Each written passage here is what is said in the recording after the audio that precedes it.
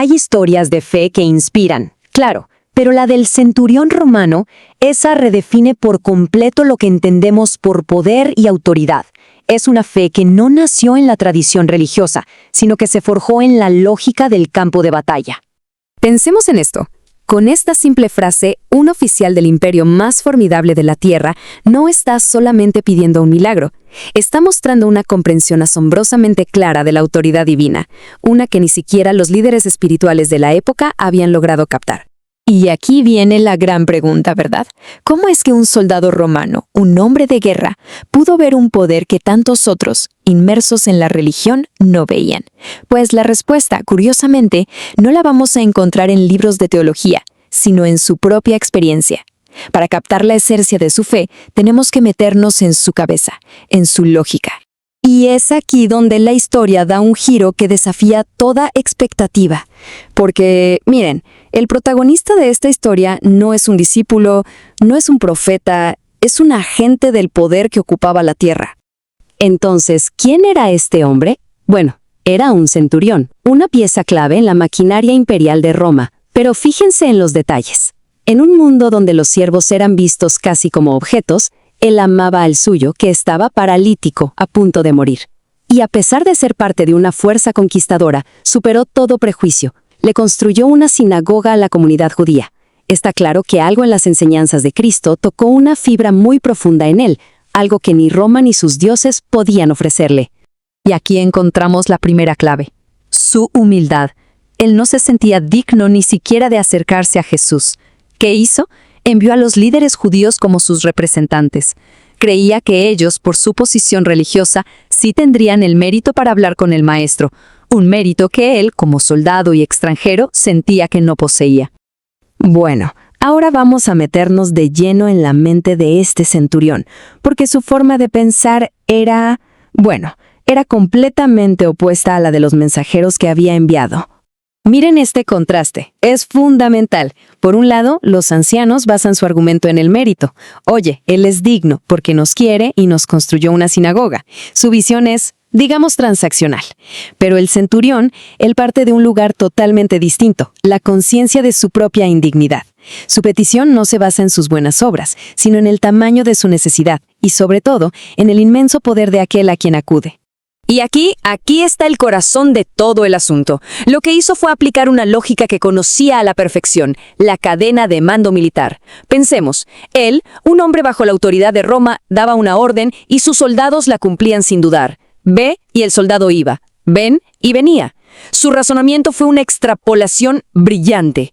Si él, con el poder limitado de Roma, podía hacer eso, entonces Cristo, representando el poder ilimitado de Dios, tenía autoridad sobre toda la creación, incluida la enfermedad. Por eso no necesitaba su presencia física, solo necesitaba la orden, la palabra. Y esta lógica, que parece tan simple pero que es tan increíblemente profunda, provocó una reacción que nadie esperaba y, por supuesto, un resultado inmediato. La respuesta de Cristo aquí es simplemente demoledora.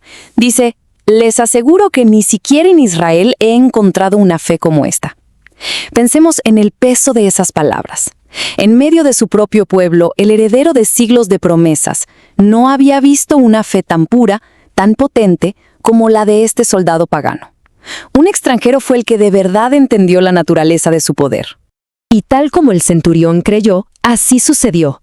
Se pronunció la palabra a la distancia. Y en ese mismo instante, la parálisis desapareció. La autoridad divina y la fe humana se encontraron en un momento, sin necesidad de ningún contacto físico.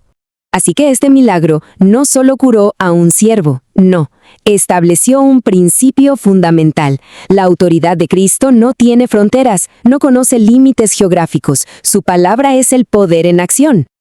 Pero habiendo demostrado su dominio sobre la enfermedad, el siguiente desafío iba a ser contra un enemigo mucho más implacable, el adversario final de todos nosotros, la muerte misma.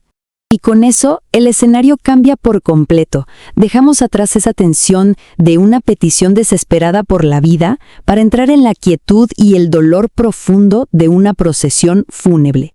La imagen que se nos presenta es de una desolación total. Imaginen, un cortejo fúnebre saliendo de la pequeña aldea de Naín. Llevan el cuerpo del único hijo de una mujer que, además, era viuda. Para ella, esto era el fin de todo. No solo perdía a su hijo, perdía su futuro, su sustento, toda su esperanza. Y es justo ahí, en ese punto de máxima desesperanza, donde se va a manifestar una autoridad de una dimensión completamente nueva. La forma en que se desarrollan los hechos es muy reveladora. Todo empieza con la compasión. Él ve el dolor inmenso de esa madre y se conmueve. Y entonces viene un acto de autoridad total. Se acerca y toca el féretro. Con ese simple gesto, la procesión de la muerte se detiene en seco. Todo queda en suspenso. Escuchen la orden. Joven, a ti te digo, levántate. Esto no es un ruego, no es un conjuro. Es una orden directa, personal, cargada de poder. Es la misma autoridad que el centurión reconoció sobre la enfermedad, pero ahora enfrentándose cara a cara con la muerte.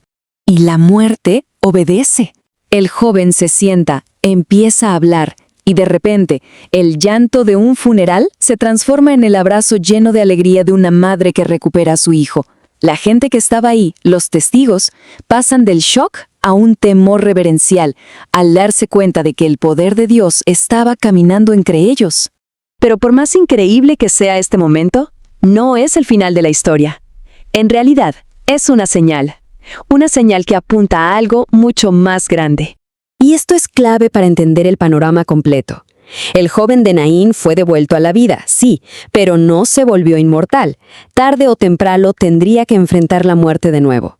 La restauración fue temporal. El verdadero mensaje va mucho más allá de este evento. Entonces, ¿cuál es el propósito de todo esto? Demostrar algo mucho más profundo. Que esa misma palabra de autoridad que sanó al siervo y que levantó al joven es la que ofrece una vida espiritual que no se puede destruir. Es la palabra que rompe el poder que la muerte tiene sobre nosotros, la que nos libra de ese miedo y la que promete una resurrección final, definitiva, para los que creen.